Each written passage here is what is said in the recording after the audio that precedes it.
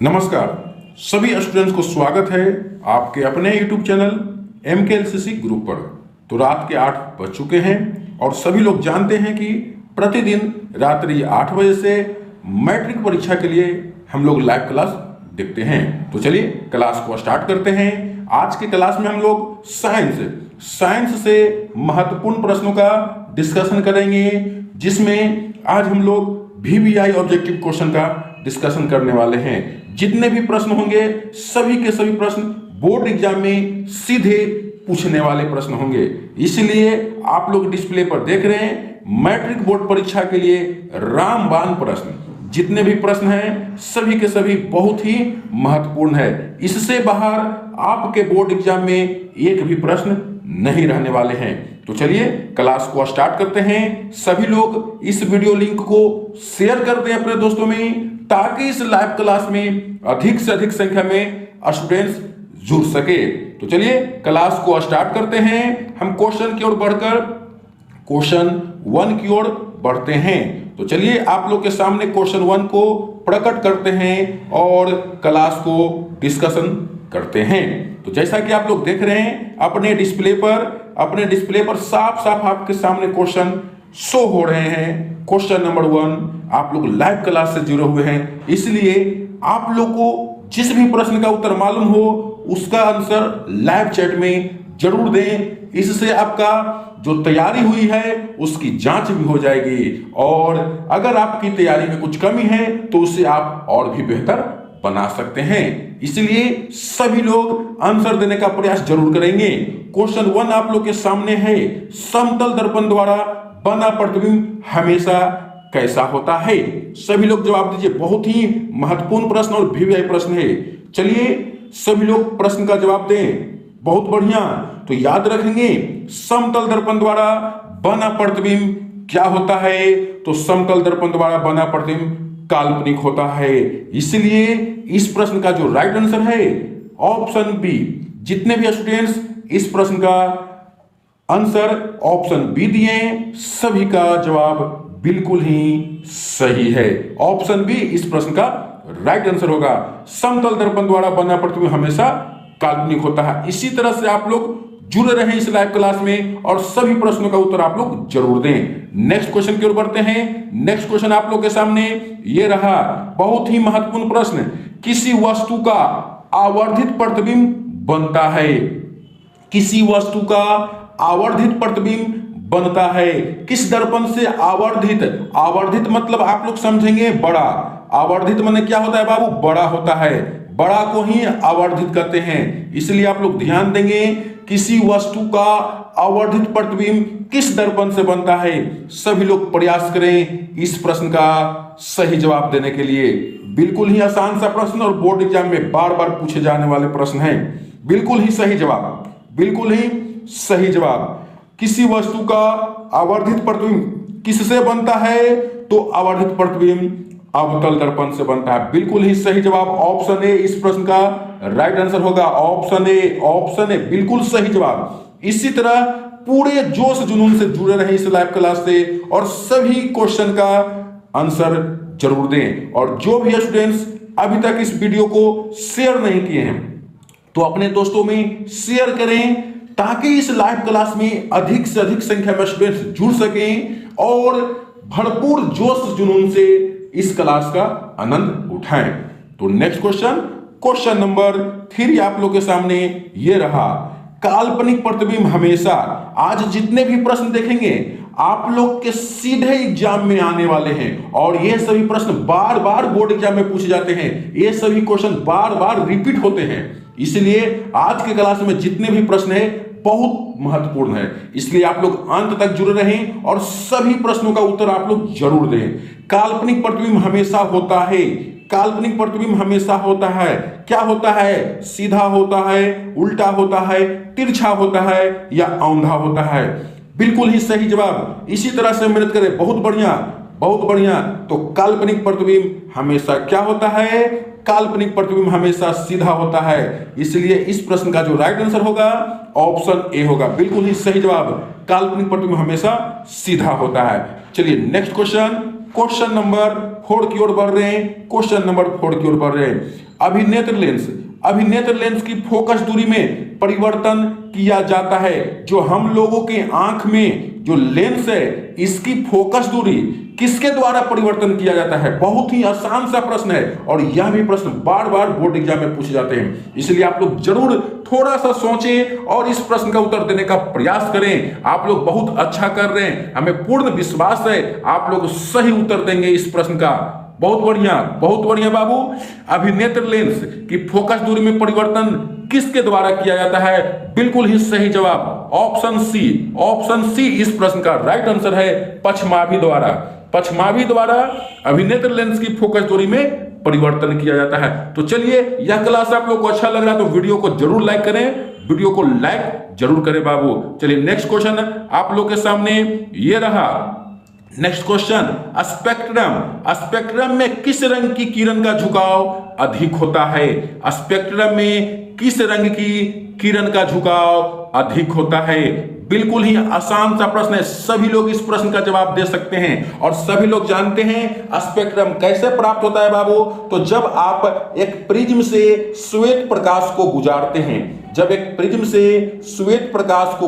हैं, तो इस प्रिज्म से क्या होता है? 7 रंगों में विभक्त हो जाती है श्वेत प्रकाश और ये 7 रंग एक पट्टी पर प्राप्त होती है। तो इस पट्टी को ही क्या कहते हैं? स्पेक्ट्रम कहते हैं। इस पट्टी को ही क्या कहते हैं? स्पेक्ट्रम। तो इस घटना में किस रंग की किरण का झुकाव सबसे अधिक होता है?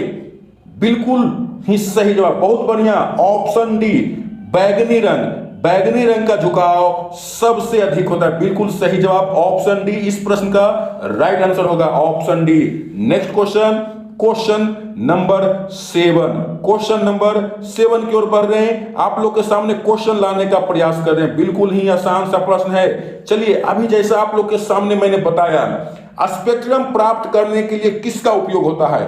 आप लोग को अभी हम बताएं स्पेक्ट्रम कब प्राप्त होता है बाबू? जब प्रिज्म से श्वेत प्रकाश को गुजारा जाता है। बिल्कुल ही सही जवाब। इसी तरह से आप लोग आंसर देते रहे बाबू, बिल्कुल ही सही जवाब। आप लोग बहुत अच्छा कर रहे हैं, इसी तरह से मेहनत करें और अच्छे मार्क्स लाकर अपने बोर्ड एग्जाम में उत्तीर्ण हो। बहुत बढ़िया। स्पेक्ट्रम प्राप्त करने के लिए किसका उपयोग होता है? तो प्रिज्म का। बिल्कुल ही सही जवाब ऑप्शन डी इस प्रश्न का राइट आंसर होगा। चलिए, सभी लोग जो भी स्टूडेंट्स जुड़े हुए हैं सभी लोग वीडियो को लाइक करें और जो स्टूडेंट आज पहली बार हमारे चैनल से जुड़े हैं तो वीडियो के नीचे लाल बटन दबाकर चैनल को जरूर सब्सक्राइब करें। इसके लिए आप लोग को कोई चार्ज नहीं देना है, कोई शुल्क नहीं देना है, बस आप लोग को वीडियो के नीचे लाल बटन दबाकर चैनल को सब्सक्राइब कर दें। चलिए नेक्स्ट क्वेश्चन की ओर बढ़ते हैं। नेक्स्ट क्वेश्चन आप लोग के सामने ये रहा। नेक्स्ट क्वेश्चन नंबर 8, जब किसी चालक तार से विद्युत धारा प्रवाहित होती है तो गतिशील कण होते हैं। यहां पर कण लिखा हुआ बाबू, कण होगा, टाइपिंग मिस्टेक थोड़ा सा हो गया है। तो चलिए बताइएगा, जब किसी चालक तार से विद्युत धारा प्रवाहित होता है तो गतिशील कण होते हैं। कौन होते हैं गतिशील कण? परमाणु, आयन, प्रोटॉन या इलेक्ट्रॉन। बहुत ही आसान सा प्रश्न और यह क्वेश्चन बार बार बोर्ड एग्जाम में पूछे जाते हैं, इसलिए सभी स्टूडेंट्स इस प्रश्न का उत्तर देंगे। हम लोग इसी तरह से प्रतिदिन रात्रि 8 बजे से मैट्रिक एग्जाम के लिए लाइव क्लास देख रहे हैं, इसलिए आप लोग वीडियो को ज्यादा से ज्यादा शेयर करें ताकि इस लाइव क्लास में अधिक से अधिक संख्या में स्टूडेंट्स जुड़ सकें और अपने तैयारी को बेहतर बना सकें। तो चलिए, बहुत बढ़िया। तो याद रखेंगे, जब किसी चालक तार से विद्युत धारा प्रवाहित होता है तो गतिशील कण क्या होते हैं बाबू? इलेक्ट्रॉन होते हैं। बिल्कुल ही सही जवाब, इसलिए इस प्रश्न का जो राइट आंसर होगा ऑप्शन डी होगा। नेक्स्ट क्वेश्चन आप लोग के सामने ये रहा। बैटरी से किस प्रकार की धारा प्राप्त होती है? बिल्कुल ही आसान सा प्रश्न है। अगर आप लोग थोड़ी सी भी ईमानदारी से पढ़ाई करें तो इस प्रश्न का जवाब आप लोग दे सकते हैं। मुझे पूर्ण विश्वास है जितने भी स्टूडेंट्स जुड़े हुए हैं सभी लोग इस प्रश्न का उत्तर दे सकते हैं। बिल्कुल ही सही जवाब ऑप्शन ए इस प्रश्न का राइट आंसर होगा, क्योंकि बैटरी से डिश धारा प्राप्त होती है। बैटरी से किस प्रकार की धारा प्राप्त होती है? डिश धारा। और डिश धारा को क्या कहते हैं? डीसी कहते हैं, डायरेक्ट करंट कहते हैं। इसलिए इस प्रश्न का जो राइट आंसर होगा ऑप्शन ए होगा, ऑप्शन ए। नेक्स्ट क्वेश्चन आप लोग के सामने है। विद्युत चुंबकीय प्रेरक की खोज, विद्युत चुंबकीय प्रेरक की खोज किसने की? विद्युत चुंबकीय प्रेरक की खोज किसने की? विद्युत चुंबकीय प्रेरक की खोज किसने की? बार बार पूछे जाते हैं इस प्रश्न को, आप लोग ध्यान से देखें और जवाब दें। बहुत बढ़िया, कुछ बच्चे बहुत बढ़िया कर रहे हैं, आप लोग भी मेहनत करें, बिल्कुल ही सही जवाब दे रहे हैं, मेहनत करें बाबू। जो भी बच्चे आंसर नहीं दे रहे हैं सभी लोग देने का प्रयास करें। बहुत बढ़िया, विद्युत चुंबकीय प्रेरक की खोज किसने की? फैराडे ने, माइकल फैराडे ने। इसीलिए इस प्रश्न का जो राइट आंसर होगा ऑप्शन ए होगा। चलिए सभी लोग वीडियो को जरूर लाइक करें बाबू। अगर यह क्लास आप लोग को अच्छा लग रहा है तो वीडियो को लाइक करें और दोस्तों पर शेयर करें। अगर आप लोग 5 बच्चे पर शेयर करते हैं, बस वो 5 बच्चे अपने 5 दोस्तों पर शेयर करेंगे, फिर वे 5 दोस्त अगले 5 दोस्तों पर शेयर करेंगे। इस तरह से यह वीडियो काफी स्टूडेंट्स तक पहुंच जाएंगे। इसलिए आपको ज्यादा कुछ नहीं करना है, अपने 5 मित्र के पास बस इस वीडियो लिंक को शेयर करें ताकि इस लाइव क्लास में अधिक से अधिक संख्या में स्टूडेंट्स जुड़ सकें। तो आगे बढ़ते हैं। नेक्स्ट क्वेश्चन आप लोग के सामने ये रहा, विद्युत जनित्र। विद्युत जनित्र का सिद्धांत आधारित है, विद्युत जनित्र का सिद्धांत आधारित है, किस पर आधारित है? विद्युत जनित्र का सिद्धांत। आप लोग इस प्रश्न को विद्युत धारा के चुंबकीय प्रभाव चैप्टर में पढ़े होंगे, विद्युत धारा के चुंबकीय प्रभाव चैप्टर में पढ़े होंगे। तो आप लोग बताइए बाबू, विद्युत जनित्र किस सिद्धांत पर कार्य करता है? बहुत बढ़िया, कुछ बच्चे का जवाब आ रहा है, सही सही आ रहा है, आप लोग भी मेहनत करें। बहुत बढ़िया, विद्युत चुंबकीय प्रेरण पर, बिल्कुल ही सही जवाब ऑप्शन सी। ऑप्शन सी इस प्रश्न का राइट आंसर होगा, ऑप्शन सी। बहुत बढ़िया, नेक्स्ट क्वेश्चन की ओर बढ़ रहे हैं। नेक्स्ट क्वेश्चन आप लोग के सामने ये रहा, नवीकरणीय ऊर्जा का स्रोत है, नवीकरणीय ऊर्जा का स्रोत है। आज हम लोग साइंस से 40 प्लस महत्वपूर्ण प्रश्न देखेंगे जो कि हर एक वर्ष पूछे जाते हैं। इसमें से आपको 50% से अधिक क्वेश्चन बार बार पूछे जाते हैं, इसलिए आप लोग ध्यान से देखें और सभी प्रश्नों का उत्तर देने का प्रयास जरूर करें। तो बताइए नवीकरणीय ऊर्जा का स्रोत क्या है? बिल्कुल ही सही जवाब आ रहा है, इसी तरह से मेहनत करें। बहुत बढ़िया, ऑप्शन ए सौर ऊर्जा। सौर ऊर्जा, नवीकरणीय ऊर्जा का स्रोत क्या है बाबू? सौर ऊर्जा। इसलिए इस प्रश्न का जो राइट आंसर हो जाएगा ऑप्शन बी। ऑप्शन बी बिल्कुल ही सही जवाब है। नेक्स्ट क्वेश्चन, अनवीकरणीय ऊर्जा। अनवीकरणीय ऊर्जा का स्रोत है, अनवीकरणीय ऊर्जा का स्रोत है, अनवीकरणीय ऊर्जा का स्रोत है। जल्दी से बताइए बाबू, अनवीकरणीय ऊर्जा का स्रोत है। आप लोग सभी लोग इस वीडियो को जरूर शेयर करेंगे, आप लोग वीडियो को जरूर शेयर करें ताकि इस लाइव क्लास में अधिक से अधिक संख्या में स्टूडेंट्स जुड़ सके बाबू। इसलिए आप लोग को शेयर करना पड़ेगा अपने दोस्तों पर, तभी इस लाइव क्लास में अधिक से अधिक संख्या में स्टूडेंट्स जुड़ेंगे। तो बताइए अनवीकरणीय ऊर्जा का स्रोत क्या है बाबू? बिल्कुल ही सही जवाब, अनवीकरणीय ऊर्जा का स्रोत क्या है? तो अनवीकरणीय ऊर्जा का स्रोत विद्युत ऊर्जा है। विद्युत ऊर्जा अनवीकरणीय ऊर्जा का स्रोत है, बिल्कुल ही सही जवाब है। अनवीकरणीय ऊर्जा का जो स्रोत है विद्युत ऊर्जा है, ऑप्शन डी। ऑप्शन डी इस प्रश्न का राइट आंसर होगा। चलिए आगे बढ़ते हैं, आगे बढ़ते हैं बाबू नेक्स्ट क्वेश्चन की ओर। नेक्स्ट क्वेश्चन आप लोग के सामने ये रहा, एक उत्तम ईंधन है, एक उत्तम ईंधन है। क्या होगा बाबू? एक उत्तम ईंधन। एक उत्तम ईंधन किसको कहेंगे? एक उत्तम ईंधन किसको कहेंगे बाबू? बहुत बढ़िया, एक उत्तम ईंधन किसको कहेंगे? जैव गैस को। जैव गैस को, बायोगैस को क्या कहेंगे? एक उत्तम ईंधन कहेंगे। एक उत्तम ईंधन किसको कहेंगे? बायोगैस को कहेंगे बाबू, बायोगैस को कहेंगे एक उत्तम ईंधन। तो ऑप्शन डी इस प्रश्न का राइट आंसर होगा, बिल्कुल ही सही जवाब। चलिए कुछ बच्चे कह रहे हैं इस प्रश्न में क्या कह रहे हैं? अनवीकरणीय ऊर्जा का स्रोत क्या होगा बाबू? बिल्कुल ही, चलिए यहां पर मिस्टेक हो रहा था बाबू, अनवीकरणीय ऊर्जा का स्रोत विद्युत ऊर्जा नहीं होंगे। बिल्कुल ही सही आप लोग आंसर दे रहे थे, कुछ बच्चे बिल्कुल ही सही दे रहे थे। अनवीकरणीय ऊर्जा का स्रोत बाबू क्या होगा? अनवीकरणीय ऊर्जा का स्रोत क्या होगा? अनवीकरणीय ऊर्जा का स्रोत जीवाश्मी ईंधन होगा। बिल्कुल ही सही जवाब आप लोग दे रहे थे, बिल्कुल ही सही जवाब दे रहे थे। चलिए इसे सुधारने का प्रयास करते हैं। जीवाश्मी ईंधन, जीवाश्मी ईंधन होगा बाबू, जीवाश्मी ईंधन होगा। जीवाश्म ईंधन। ध्यान देंगे आप लोग, ध्यान देंगे, अनवीकरणीय ऊर्जा का स्रोत क्या होगा? जीवाश्म ईंधन। विद्युत ऊर्जा नहीं होगा, अनवीकरणीय ऊर्जा का स्रोत, याद रखेंगे। इसलिए थोड़ा सा मिस्टेक हो गया था बाबू, आप लोग ध्यान देंगे। इसी तरह से आप लोग एग्जाम में भी आपको माइंड को मेकअप करके चलना होगा कि कंफ्यूजन न हो। तो अनवीकरणीय ऊर्जा का स्रोत क्या होगा बाबू? जीवाश्म ईंधन। चलिए आगे बढ़ते हैं, कंफ्यूजन ना होना चाहिए बाबू। चलिए आगे बढ़ते हैं नेक्स्ट क्वेश्चन की ओर। नेक्स्ट क्वेश्चन आप लोग के सामने ये रहा, जस्ता तथा तनु हाइड्रोक्लोरिक जस्ता तथा तनु हाइड्रोक्लोरिक अम्ल की अभिक्रिया के फलस्वरूप कौन सा गैस बनता है? और यह भी प्रश्न बार बार एग्जाम में पूछे जाते हैं। सभी लोग बताएं, जस्ता को क्या कहते हैं? जिंक कहते हैं, जिसको Zn से लिखते हैं। और तनु हाइड्रोक्लोरिक अम्ल अर्थात HCl, तो इसकी अभिक्रिया से कौन सी गैस बनता है? कौन सी गैस बनता है? कौन सी गैस बनता है बाबू? बिल्कुल ही सही जवाब, बिल्कुल ही सही जवाब, हाइड्रोजन गैस H2 इस प्रश्न का राइट आंसर होगा। इसलिए इस प्रश्न का राइट आंसर ऑप्शन सी को कहेंगे, ऑप्शन सी को कहेंगे। इसी तरह से आप लोग आंसर जरूर दें, और अच्छा लग रहा है तो वीडियो को लाइक करें। और जो भी स्टूडेंट आज पहली बार हमारे इस यूट्यूब चैनल से जुड़े हैं तो वीडियो के नीचे लाल बटन दबाकर चैनल को जरूर सब्सक्राइब करें, क्योंकि यह YouTube channel MK laboratories coaching centre का ऑफिशियल यूट्यूब चैनल है। इस पर आपको एजुकेशनल अपडेट सबसे पहले दी जाएगी, चाहे वह एग्जाम से रिलेटेड हो, चाहे आपके रिजल्ट से रिलेटेड हो, चाहे आपके स्कॉलरशिप से रिलेटेड हो। आपको आपसे जुड़ी हुई हर खबर सबसे पहले दी जाएगी, सबसे पहले दी जाएगी। तो चलिए नेक्स्ट क्वेश्चन आप लोग के सामने ये रहा, कोई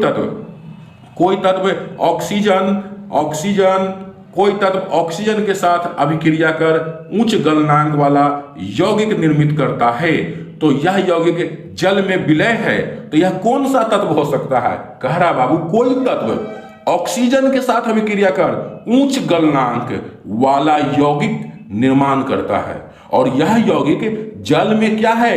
विलय है, घुल जाता है, तो वह कौन सा तत्व होगा बाबू? वह कौन सा तत्व होगा? बिल्कुल ही सही जवाब ऑप्शन ए की ओर आ रहा है, बिल्कुल ही सही जवाब कैल्शियम।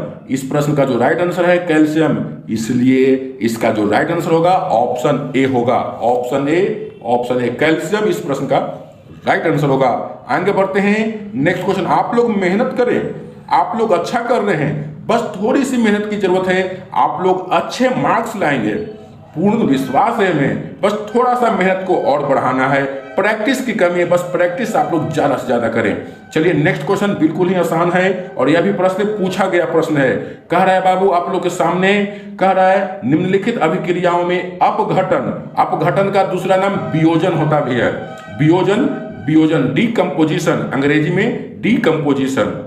तो बताइए अपघटन की अभिक्रिया कौन है? निम्नलिखित अभिक्रियाओं में अपघटन की अभिक्रिया कौन है? तो अपघटन के मतलब टूटना होता है बाबू, अपघटन के मतलब क्या होता है? टूटना होता है। तो देख सकते हैं चारों ऑप्शन में कौन में टूट रहा है बाबू? कौन अभिक्रिया टूट रहा है? किस में टूट रहा है? देख सकते हैं, तो आप लोग के सामने है ऑप्शन सी, बिल्कुल ही सही जवाब कुछ बचे दे रहे हैं। ऑप्शन सी में देख सकते हैं ये बड़ा यौगिक है और ये छोटे छोटे दो यौगिक में टूट रहे हैं। बहुत बढ़िया।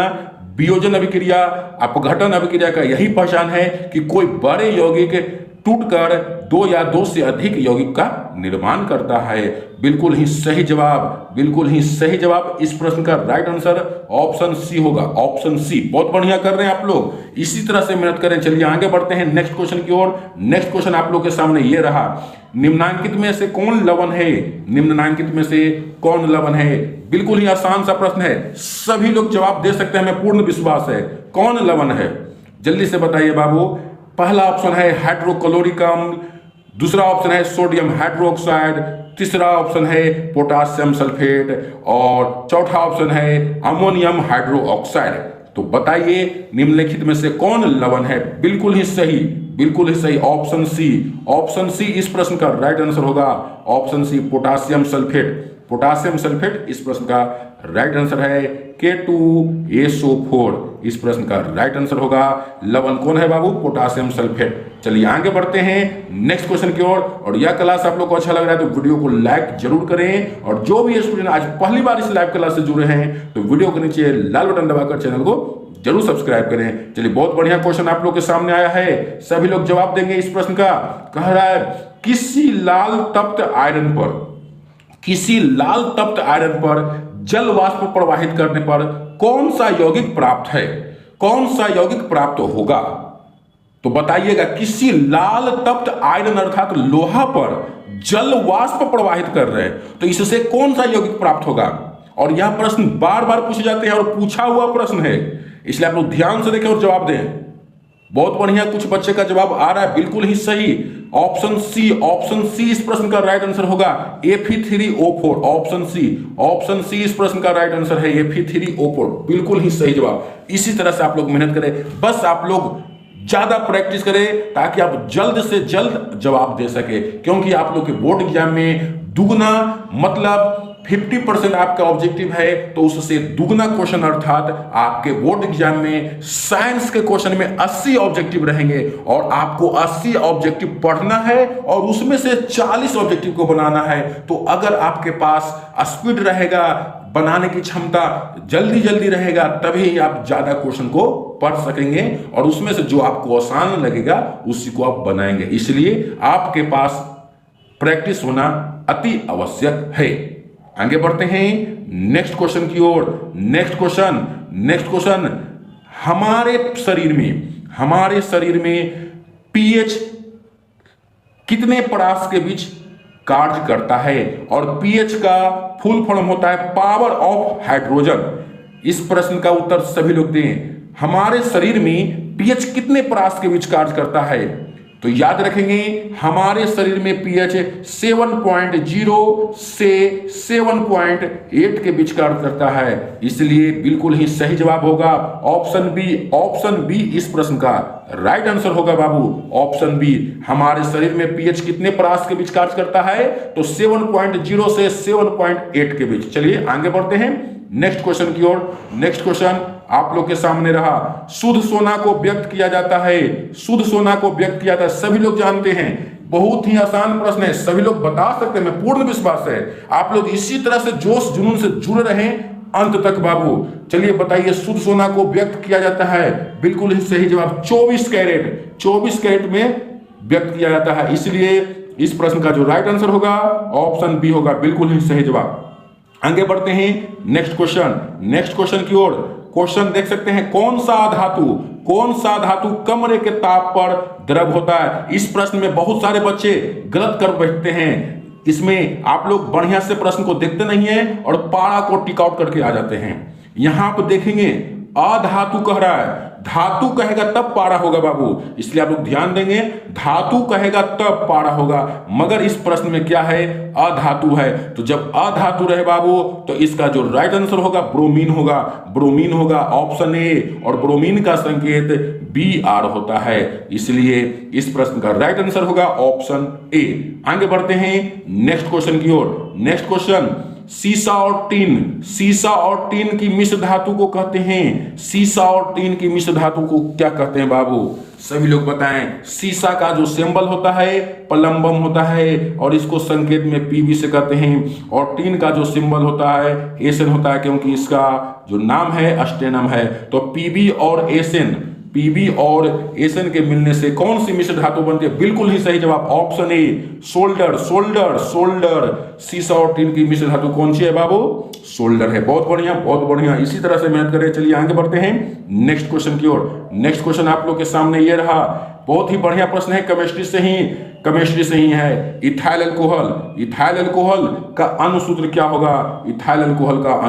होगा? तो सभी लोग को हम क्लास में बता चुके हैं, इथाइल का जो फार्मूला होता है बाबू, इथाइल का क्या फार्मूला होता है? तो इथाइल का फार्मूला C2H5 होता है और अल्कोहल को OH लिखते हैं, तो C2H5OH किस ऑप्शन में है? C2H5OH को सब में है, तो बिल्कुल ही सही जवाब है ऑप्शन बी इस प्रश्न का राइट आंसर होगा बाबू, option B C2H5OH। Ethyl alcohol का अनुसूत्र C2H5OH होता है, बिल्कुल ही सही जवाब। आगे बढ़ते हैं नेक्स्ट क्वेश्चन की ओर। निम्नलिखित में से कौन सा एरोमेटिक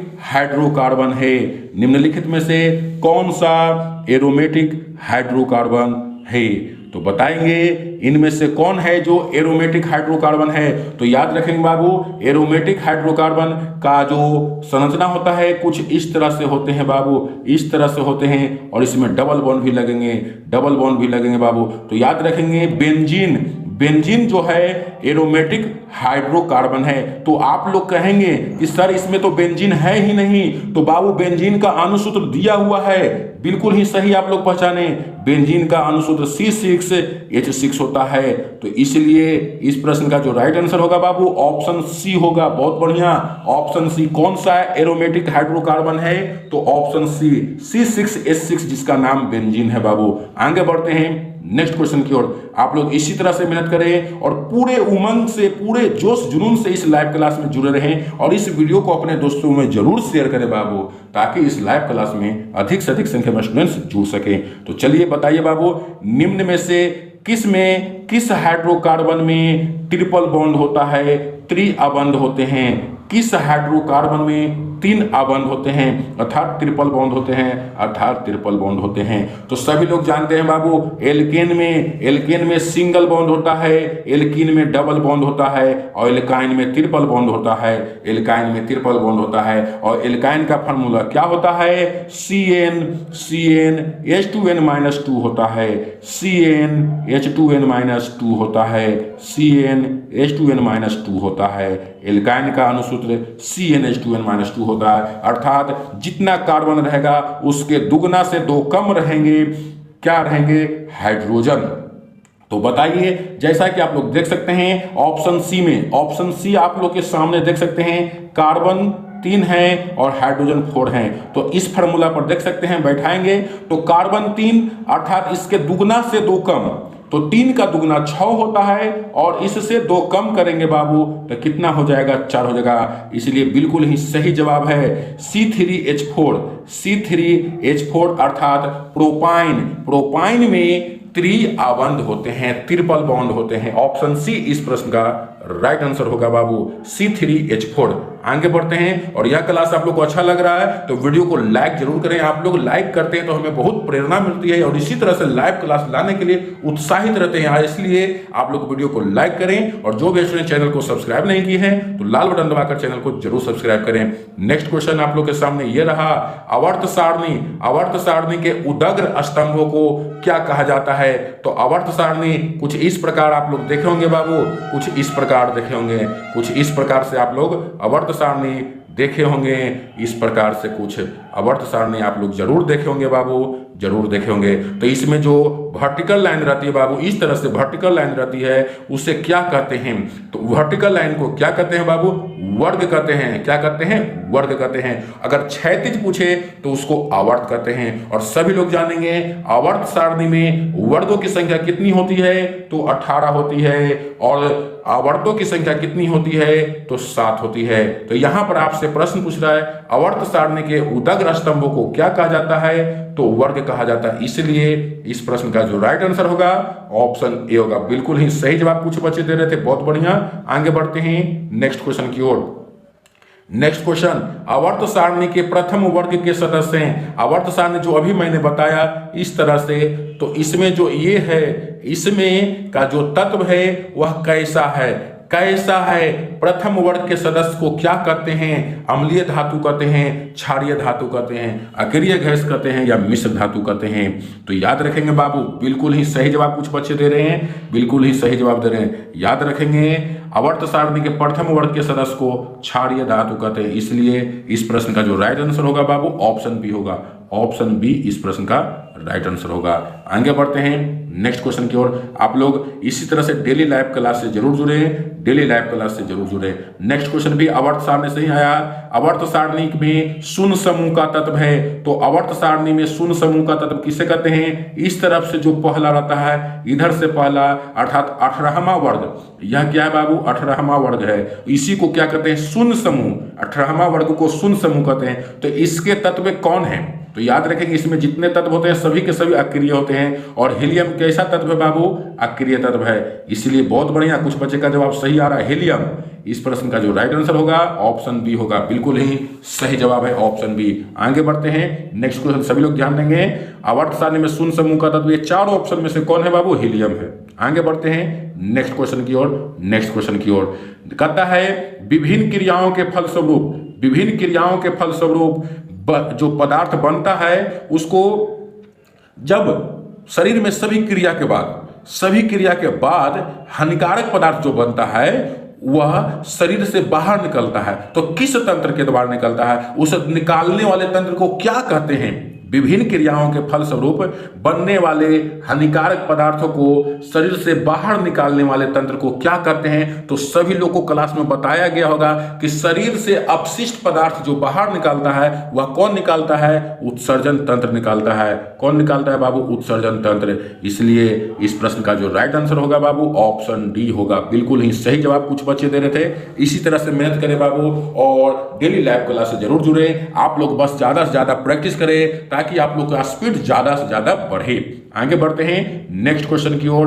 नेक्स्ट क्वेश्चन आप लोग के सामने ये रहा, एक कृत्रिम जो आर्टिफिशियल है मनुष्य के द्वारा बनाया गया, तो कहता एक कृत्रिम ब्रिक नाइट्रोजनी अपशिष्ट उत्पादों को रुधिर अर्थात रक्त अर्थात खून ब्लड रुधिर से किस प्रक्रिया द्वारा निकलता है?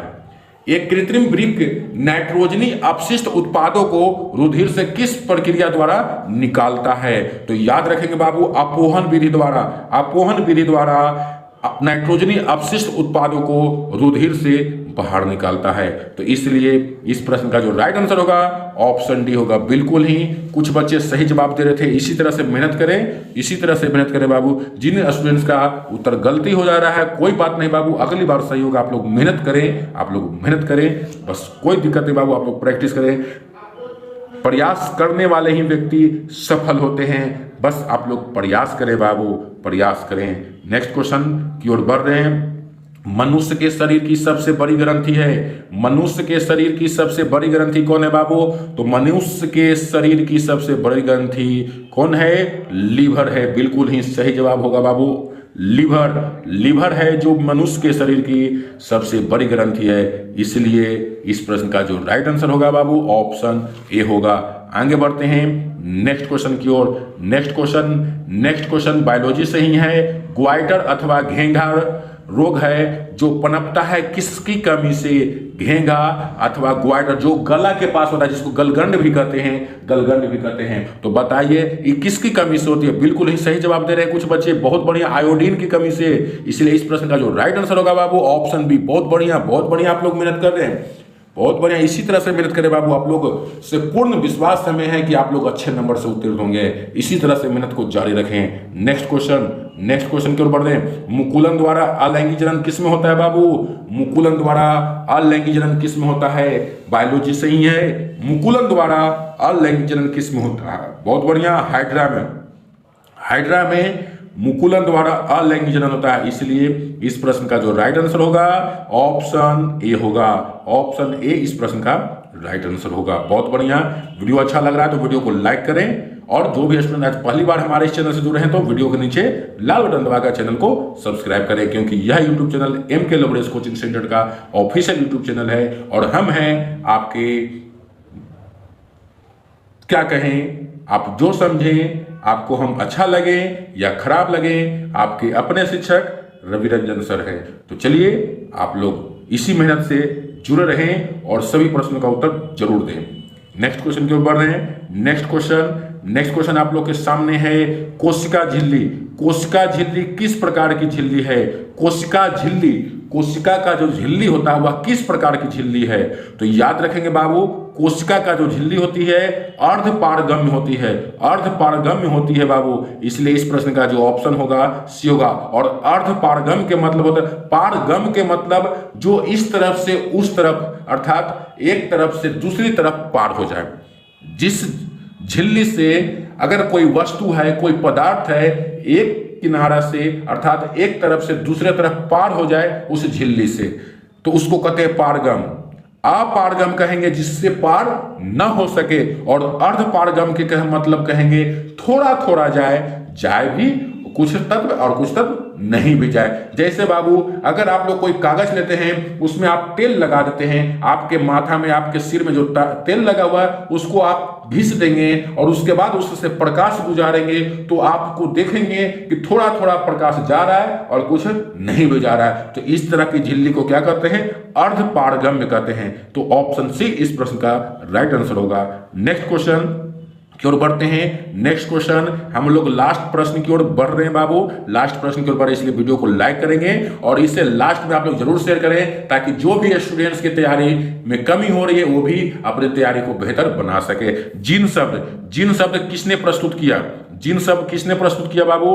बहुत बढ़िया, जॉनसन ने प्रस्तुत किया। इसलिए इस प्रश्न का जो राइट आंसर होगा बाबू ऑप्शन ए। जिन शब्द को किसने प्रस्तुत किया था? तो जॉनसन ने। ऑप्शन ए इस प्रश्न का राइट आंसर है। आगे बढ़ते हैं नेक्स्ट क्वेश्चन की ओर। नेक्स्ट क्वेश्चन की ओर बहुत ही महत्वपूर्ण प्रश्न आप लोग के सामने रहा बाबू। इसमें भी बहुत सारे बच्चे कंफ्यूजन करते हैं और जो कंफ्यूजन वाले आंसर होंगे सबसे पहले रहेंगे या सी में रहेंगे। याद रखेंगे, आपको क्लास में भी मैंने बताया था, अगर जो आंसर गलती हो रहा है वह आपको ए में मिलेगा या सी में मिलेगा। कह रहा मलेरिया उत्पन्न करने वाले मच्छर जिसको कहते हैं मादा एनोफिलिस, किस तरह के जल में उत्पन्न होते हैं? डेंगू नहीं करे बाबू, कुछ बच्चे डेंगू समझ लेते हैं और इस प्रश्न का जो आंसर है ए को टिक आउट करके आ जाते हैं, जो कि गलत है बाबू। ए आंसर इसका नहीं होगा। मलेरिया उत्पन्न करने वाले मच्छर गंदा जल में होते हैं, बिल्कुल ही सही जवाब होगा ऑप्शन बी बाबू। इस प्रश्न का राइट आंसर ऑप्शन बी होगा। यह क्लास अच्छा लग रहा है तो वीडियो को लाइक करना ना भूले। आगे बढ़ते हैं नेक्स्ट क्वेश्चन की ओर। नेक्स्ट क्वेश्चन आप लोग के सामने है बाबू, निम्न में कौन एक जैविक प्रक्रम द्वारा अपघटित होने वाला पदार्थ है, नष्ट होने वाला पदार्थ है? बताइए बाबू, कौन है इनमें से जो जैविक प्रक्रम के द्वारा अपघटित हो जाएगा? तो याद रखेंगे, सूखे घास पत्ते हैं जो जैविक प्रक्रम द्वारा क्या हो जाते हैं? नष्ट हो जाते हैं, अपघटित हो जाते हैं। इसलिए इस प्रश्न का जो राइट आंसर है बिल्कुल ही सही ऑप्शन ए। बहुत बढ़िया, इसी तरह से मेहनत करें बाबू। और लास्ट क्वेश्चन, आज के क्लास का लास्ट क्वेश्चन की ओर बढ़े हैं। बहुत बढ़िया आप लोग जुड़े रहे, इसी तरह से जुड़े रहे बाबू। बहुत बढ़िया प्रदर्शन किए, बहुत सारे बच्चे जुड़े आज और बहुत बढ़िया प्रदर्शन किए। इसी तरह से आप लोग डेली लाइव क्लास से जरूर जुड़े। तो नेक्स्ट क्वेश्चन है, हरे पौधे कहलाते हैं, हरे पौधे क्या कहलाते हैं? तो हरे पौधे बाबू उत्पादक कहलाते हैं। क्या कहलाते हैं? उत्पादक। इसलिए इस प्रश्न का जो राइट आंसर होगा ऑप्शन ए होगा।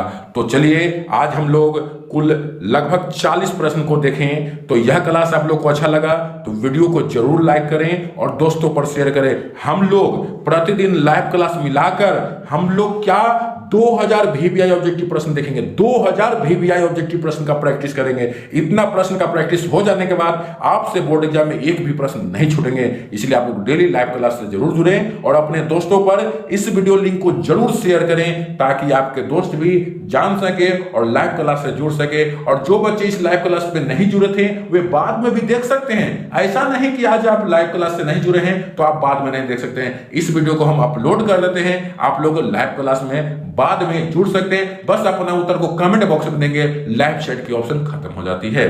तो यह क्लास आप लोगों को कैसा लगा कमेंट बॉक्स में जरूर बताएं और अगले दिन हम किस विषय से लाइव क्लास में रखें वह भी जरूर बता सकते हैं आप लोग। तो यह वीडियो अच्छा लगा तो लाइक, दोस्तों पर शेयर जरूर करें। तो आज के लिए इतना ही।